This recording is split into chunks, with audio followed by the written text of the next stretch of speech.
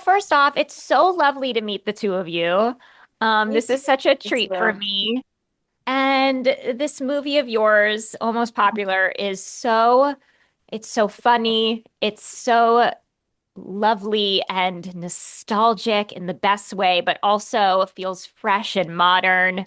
So congratulations, first and Thank foremost. you. Thank you. I was thinking about it, how formative sort of the coming of age comedy was for me as a kid, and they continue to be so impactful. And how for me they were really like this introduction to entertainment being so much more than just entertainment. That entertainment can also be a powerful tool to create empathy, to educate, to connect. Do you guys both have that moment where you were like, "Oh my gosh, storytelling can be so much more." And like yeah, go ahead if you have something. Yeah, absolutely. I think like that storytelling was like my love for that was what wanted to like get me into acting in the first place. And I just think it's an endless fun journey to like build a character. I feel like is like a never ending process. And just something that I like from day one always loved and always will. Yeah, I mean, I could say the exact same. I was a very shy girl growing up, so I think what drew me to acting was being able to play characters that aren't me. So Mhm. I can venture and try new personalities and things like that. But I mean, I love storytelling. You can watch a movie and feel so good and happy, and it's just kind of like a throw on movie. And then you can watch a movie and be like, wow, that was deep. Yeah. That was a lot. And then I feel So like our true. movie is a little bit in the middle. You know, you have Yeah. comedic relief, but you also have these themes and messages that we hope that the viewers will be able to pick up. Oh, Yeah, for sure. 100%. No, I think that's what I kept thinking of when I was watching your film. How we can get kind of carried away with the humor and just the enjoyment of it, but then get hit really hard with an Mhm. emotional journey that allows us to reflect on our own lives, and our own experiences. And it's just like that's the magic right there. Yeah, Yeah, totally. exactly. So we see in the film how exhausting it is to be mean. There's just so much emotional energy that is put into destroying people's reputations, to bringing someone down. And on the flip side, we get to see the joy, that comes from extending kindness. Which is such a beautiful message. I just love to hear from you both why you believe it's still so important and relevant to explore the mean girl trope, especially in coming of age stories. Yeah, I mean, I feel like, especially when you're young, when you're in school, that whole click thing doesn't necessarily like always go away. It might be a little bit dramatized in film sometimes, Hmm. but there are mean girls. There are mean people out there that honestly, I just like to think of it as they have to have something else going on, you know, on their outside lives, and I just try and give empathy to that. So I think it's important to still show this trope in movies because of that. You know, in our movie, you can see Vicky, the main pop girl. Um, she has a beautiful arc where you see where she gets her, I guess, meanness from. You know, Yeah. you see where she gets her personality from, and it's unfortunate, but I love that, you know, in the end it all works out and everyone is able to like kind of feel a little bit more comfortable within themselves, which is all that we can hope. Yeah, for sure. And I love what you said, Meg, about like how you said like being mean is so exhausting and like carrying around that like hurt is so exhausting. You know what I mean? Like I love that. And like what you said also about like exploring that like mean girl trope, like obviously what you see in honestly all of the pop girls, but like definitely like highlighted on Vicky, like her struggles and her having to wear this armor so strong, to like distract from what she really feels being the exact opposite. Mhm. So I think it's super important because it's also just like spreading that constant message of like being kind is so effortless and can just go so far because you never know what somebody is going through. And it sounds like, obviously, I know it's oversaid and it's really cheesy, but it's so true. And it really matters. Like a wave, a smile, a hug, a how are you can make somebody's whole month, you know? So it's Yeah. so important. Absolutely. I don't think there's anything more important, you know? Yeah. And I think too, I was thinking about it a lot. So as I mentioned, I'm on the East Coast and I'm actually at my parents' house. So I'm doing a lot of reflecting on my, youthful days, my Yeah. my high school days. Yeah. And I always think about this as, especially as women, as young women, society sort of puts labels on us before we can even figure out who we want to be, who we are. And we're put in these categories and we go on this defense and we feel like we have to constantly defend ourselves in order to kind of survive these landscapes. And I think Mhm. that's really, Always. that sort of explodes on the scene, you know, in adolescence and in like, when you're a teen.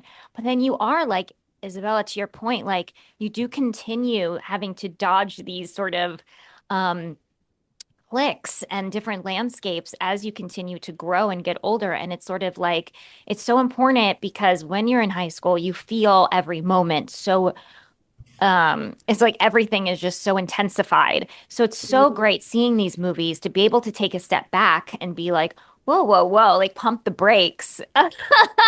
Yeah. Yeah. you know? It's like a zoom out moment. I feel like it puts like Mhm. everything into perspective for all ages. Like I feel like anybody could watch this movie and get it. Yeah. Absolutely, absolutely. I want to talk about sort of the message of being confident and how confidence does not equate meanness. Um, and I think we see, I love how Renee, Isabella, your character is like reluctant to help out Susie, Ruby, your character, and Bobbie to become popular. Those montages are so fun and funny. Um, but she's really trying to teach them how to be confident, how to find their self-confidence. And I think along the way, she sort of reclaims her own and like Yeah. finds her own voice again. What did working on this project, working together, especially in those scenes, kind of like teach you both about confidence, especially in an industry where it can be tested from time to time, you know? Yeah. Yeah. I mean, I think I grew with playing Renee, honestly. Like, even in that moment where she's explaining to them being popular is about confidence. It's not about being mean. It kind of like made me come to this realization, like, I mean, not that I'm mean or anything like that, but you know, confidence is something that even if you don't necessarily feel it in that moment, as long as you're faking it till you make it, guess what? Eventually you will get to that point. And it's just about really loving who you are. Self-love is something that I feel like everyone should have, and it can be a tough journey. I mean, everyone deals with it. I still deal with it, but accepting who you are at your core and being confident about yourself and Yeah. your own thoughts. I think Renee always thought for herself, but she didn't actually stand up until she stopped letting people walk all over her in a way, and kind of trying to like save people. So, yeah, I mean, confidence is key, right? Yeah, for sure. I also feel like confidence or like gaining confidence is like an ever growing process. You know what I mean? Like, I feel like you don't have to worry if you don't have it all together right now. Like what Bella was said, like it's kind of like you gotta method act into your confidence a little Mhm. bit. Yeah. But yeah, and it's also totally fine and super powerful to be confident in what you're not confident about. You know what I mean? To like wear those like uncomfortable or imperfect um things just like on your sleeve, and like that's totally fine. And also like Bella's, we've been talking about a lot of like self-acceptance, and like that is a huge thing in the movie. And yeah. Oh, yes. It's so true. I think we never stop growing. It's like one of Hmm. these myths that, again, I think starts at this kind of high school age where we Mhm. think X, Y, and Z will equal happiness or X, Y, and Z will equal, success or whatever. And then the older we get, we realize, oh, it's all a myth. We never Yeah. stop. It never ends. And it's true. And our confidence is kind of diminish sometimes, and they come out again. And it's sort of like this constant self-talk with yourself, and also surrounding yourself with people who bring it out, and who see it when sometimes we can't see it for ourselves, which is what Yeah. I think the relationship with these two characters is, which is like really beautiful. Um, Mhm. and I just loved it. And yeah. Oh, No, the dynamic between like Susie and Renee is so precious and hmm so sweet to watch. Yeah. I think absolutely. Renee just got so comfortable in the place that she was in, and it wasn't until, Susie and Bobbie's character came into her life that she was able to be like, wait, what am I doing? Like, this isn't what I want. This isn't who Yeah, I am. Like, yeah, I need to get on top of my game and figure my life out. Like, I want my world to be surrounded by people that actually love me for me, and I don't have to put on a show all the time, you Yeah, yeah, know? sometimes it's uncomfortable making that transition to Yeah. stand up for ourselves, to find our own voices. But it's like these joyful challenges where going through it feels really hard. But when you come out on mhm, the other side, you're like, oh my God, the Thank relief. God. Like it feels so yeah, Yeah. good. And we yeah. see that. And yeah, really quickly, because I could talk to y'all forever. But the film pays homage to like so many classic you know, coming of age comedies, high school rom-coms. It felt like a little Never Been Kissed at the prom scene. There's like a She's All That callback, obviously, which was Totally. incredible. Were there movie or character references that inspired you both when working on this movie? Yeah, for Susie, I remember referencing a lot of Napoleon Dynamite Ah!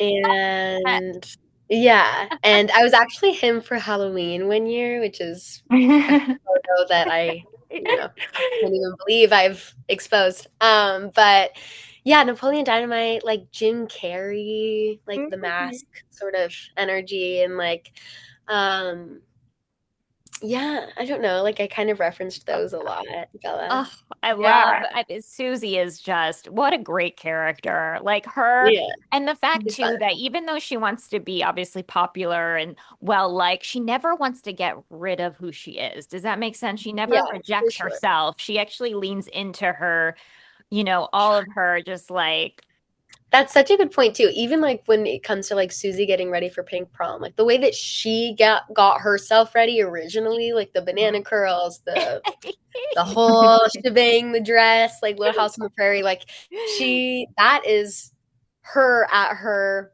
best. You know what I mean? And then of course Renee came in and cleaned the place up. But she looks great yeah. both ways, and she owns it. What about you, Yeah. Isabella? Yeah, I mean, I don't think there was a particular character that I've leaned on, but obviously Mean Girls. I Mhm. mean, I think the whole Mean Girls trope, me being a pop girl, I definitely took inspiration from that movie. It was also one of my favorite movies growing up. So yeah, Mean Girls. Classics. Well, congratulations again. I can't wait for everyone to just see this film. And to your point, Ruby, people of all ages are going to have a blast. And just congratulations again. And thank you so much for your time today. Thank you. It was so You're lovely meeting actually the best. you. Thank you so much. Oh, thank you guys. That means so much. Much love. Okay.